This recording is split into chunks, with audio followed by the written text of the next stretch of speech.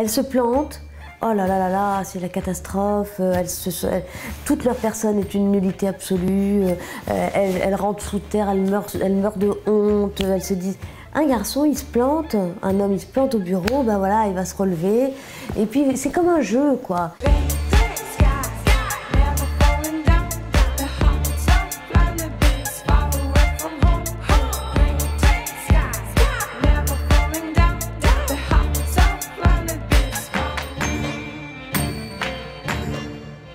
Les femmes aujourd'hui sont plus diplômées au niveau européen que les hommes. Mais quand on regarde 10 ans plus tard dans le monde du travail où elles se situent, où elles sont, on se rend compte qu'elles ne sont pas dans les mêmes postes et avec les mêmes niveaux de rémunération que les hommes.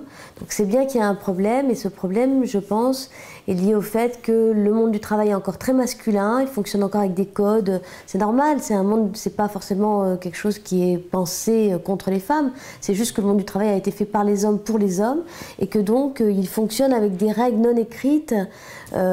Tout ce qui est autre que la compétence et l'expertise, hein, mais toutes les règles de relation au travail, tout ça sont des règles qui sont largement ignorées des femmes aujourd'hui parce qu'on leur enseigne ça nulle part en fait. C'est pas dans les écoles qu'on vous apprend à bien gérer votre chef, à avoir une bonne relation avec votre collègue, à demander des promotions, des augmentations, enfin tout ça c'est des choses qu'on apprend sur le tas, souvent en se prenant des murs. C'est-à-dire en faisant des erreurs et en rebondissant de ces erreurs, mais parfois c'est un peu tard, c'est mieux d'être prévenu un peu en amont. Il y a une erreur vraiment classique, c'est qu'elles sont atteintes de ce que j'appelle dans le livre le syndrome de la bonne élève, c'est-à-dire que comme elles réussissent très bien leurs études parce qu'elles sont très sérieuses, très scolaires, très impliquées dans leurs études, elles pensent en fait, quand elles arrivent dans le monde du travail et qu'elles ont obtenu les mêmes diplômes que leurs petits camarades, elles pensent que le monde du travail, ça va être comme à l'école en fait, et que donc leur chef va faire comme le prof à la fin de l'année, enfin, ou à la fin du trimestre, regarder qui a bien travaillé et pour éventuellement décider d'une augmentation, voire d'une promotion.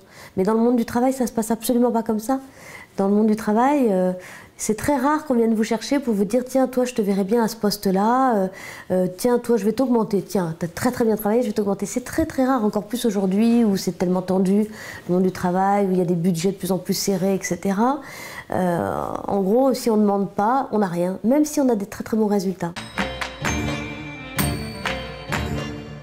La problématique principale de la femme au travail aujourd'hui, de la femme cadre au travail aujourd'hui, je dis cadre parce que c'est quand même un peu cette cible-là pour mon livre, c'est la question du temps, la difficulté principale, la question de la gestion du temps.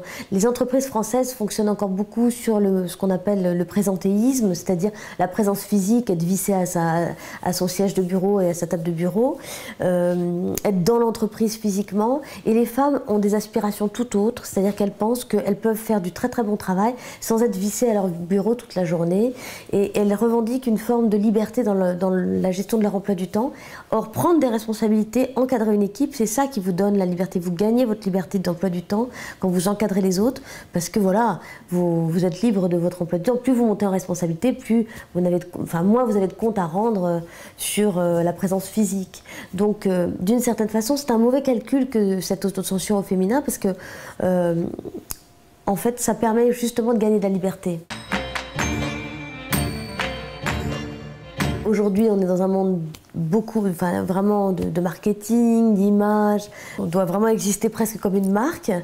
Alors, il est temps que les femmes se rendent compte que ça les dessert profondément de ne pas jouer ce jeu-là. Et ce qu'il faudrait qu'elles se disent, peut-être, c'est que il faut qu'elles dégagent du temps pour faire ça, et que ça fait partie, on va dire, intégrante de leur vie professionnelle au féminin. Mais pour dégager du temps, pour faire ça, pour faire tout ce qui est réseau, tisser des relations utiles avec les bonnes personnes à l'intérieur de l'entreprise, mais aussi à l'extérieur. Tout ça, ça fait partie du personal branding. Pour ça, il faudrait on en revient à tout ce que je disais tout à l'heure sur le syndrome de la bonne élève, il faut qu'elles fassent peut-être un peu moins bien leur travail.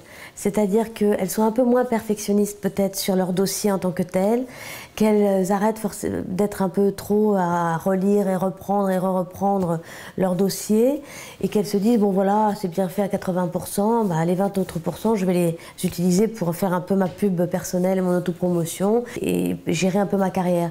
Leurs petits voisins de bureau font ça très très bien, vraiment très très bien. Et c'est d'ailleurs parce qu'ils font ça que avec parfois des résultats équivalents voire moindres, ils arrivent à être promus et à gagner et à obtenir des augmentations supérieures à celles des femmes. De comprendre tout ce qu'ils ont à gagner d'être avec les femmes dans des relations égalitaires, de même niveau, à la fois intellectuel et à la fois professionnel. C'est très important.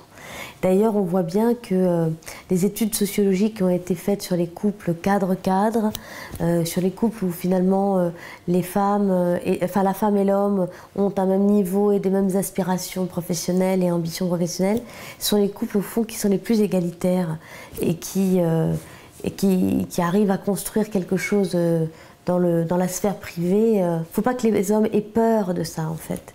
Les hommes n'ont pas à avoir peur parce que les femmes ne sont pas dans une espèce de volonté de pouvoir absolu comme ça. C'est pas les hommes veulent du pouvoir et les femmes n'en veulent pas. C'est pas les femmes veulent du pouvoir et les hommes sont terrorisés par ça. C'est beaucoup plus subtil que ça.